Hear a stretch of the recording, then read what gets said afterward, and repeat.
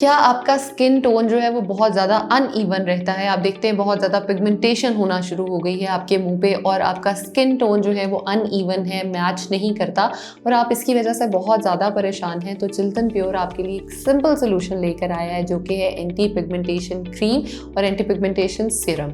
आपने सिंपली करना क्या है, अगर तो आपके पिगमेंटेशन रहती है बहुत ज़्यादा और आप जो मर्ज़ी कर लें, कलर करेक्शन कर लें, जैसे भी कर लें, जब तक आपकी स्किन अंदर से साफ़ नहीं होती वो अच्छी भी नहीं लग रही होती।